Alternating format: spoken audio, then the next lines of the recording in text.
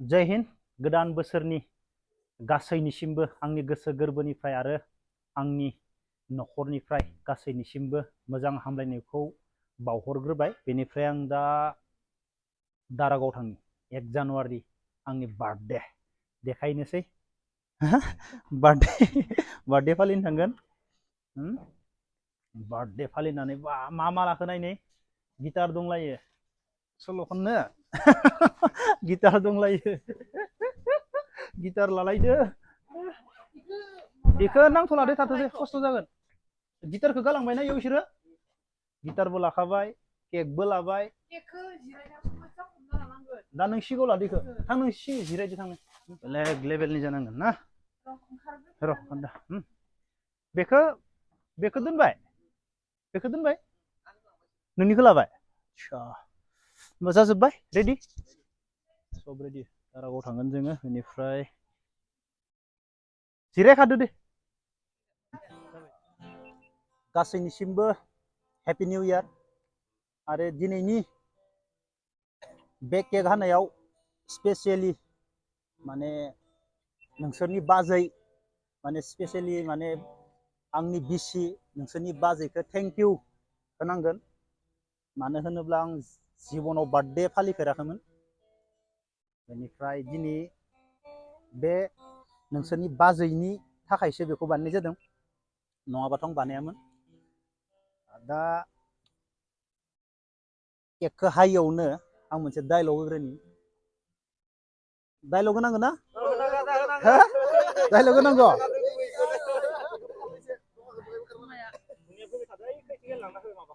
नोंसोरनि बाजैया दाम खमि ड्रेस गानो मा जाखो मानसियाथ' बेसेन गोसाना दाम बुरजानि ड्रेस गाननानै मा जानो मानसिया दाम खमिब्ला बेसेन गोसानि ड्रेस गाननानै मा जानो मानसिया दाम खमिब्ला दाम खमनि ड्रेस गानो मा जानो नाथाय मानसियाथ' दाम गोसानि ना जाबाय हेपि बार्थडे दा होमबा आङो मोनसे सल' होबावनोसै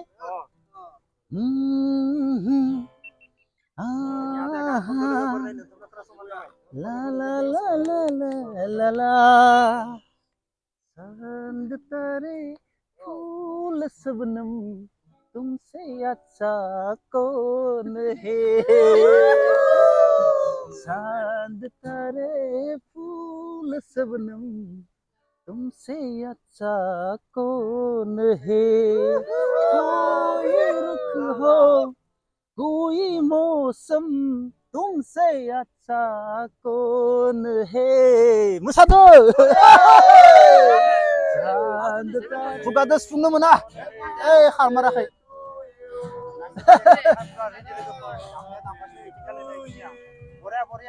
इखौ गारनि दै इखौ गारनि दै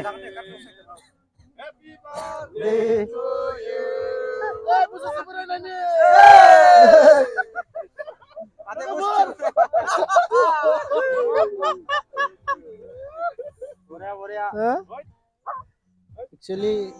खामजोबलांबायना डायलग मारनायावनो आं आखाइदोसो खोमोरगौमोन आं खुगाजों नङा थारमाने जेबो नङा थैजोबलांगोन ना सेंग्राफोर मा पात्ता मोननो ना मा पात्ता मोननो थांसै दे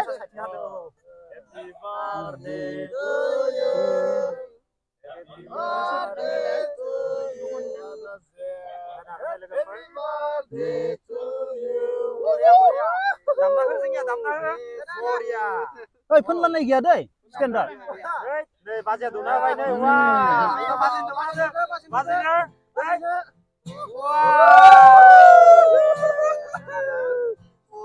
आरो नोंसोर मा सानदों बे बबेयाव जादों मिथिबाय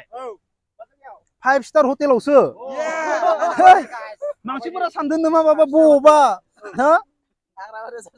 1 मिनिट ओइ बेगाव मोनसे बुस्थु दं लाबलाय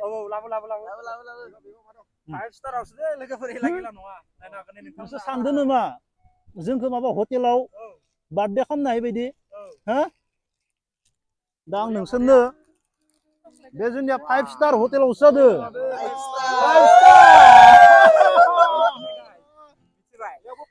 नाय सप्तार बार 5 स्टार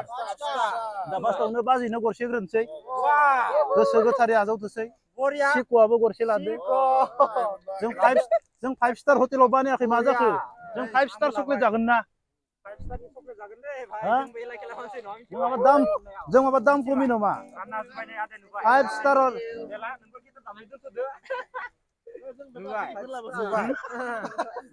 बार्थडे गिफ्ट नाङा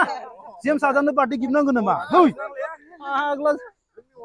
जेम्स आदाया बार्थडे गिफ्ट लानो थाखाय बार्थडे बानायाना खोनाद' दा केकखौ आंनो जाग्रोबाय दा नोंसोरनो दौनि आं एसे गोदान बोसोरनि नोंसोरनि साननाय हनायफोराबो जाफुंथो नकलबाय जा हमना जा जाखांबाय जोंनि आदाया दौना बाय साननाय हनायफोरा जाफुंथो दै फाल्थु खामानि मावनाङा गोदान बोसोरा 2025 निख्रुइ 2026आ मोजांसिन जानांगोन बुजिबाय नै फंबाय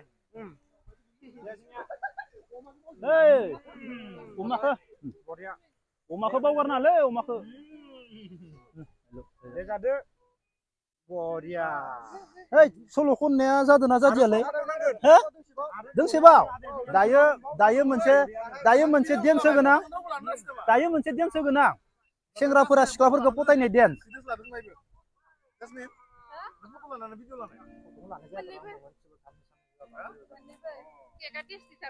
केकआ गोथाव जादों 5 स्टार गोजा गोसोनि साननाय हनायफ्रा मोजाङै जाफुंथो आरो मोजां माने जों सानैजों माने थैजासिम रुजु रुमु संसार जानो मोनथों होननानै गुरहैयो आरो थेंक इउ ना केकखौ जाग्रोदो जाखांबायमोन जेबो नङा दे ओइ केकखौ जाग्रोलाय एसे दे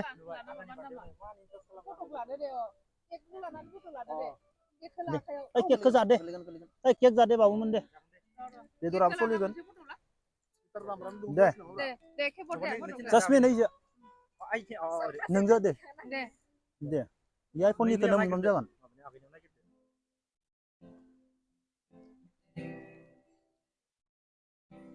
फाइ ग्रुप फैनाय खेबसे गासैबो ग्रुप फैनानै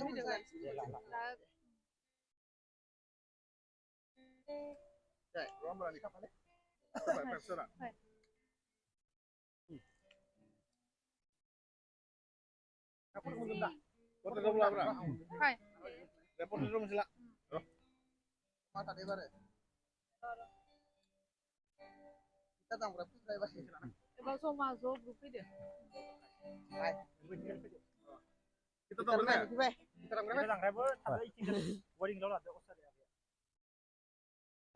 Ikin pe lah, ikin pe.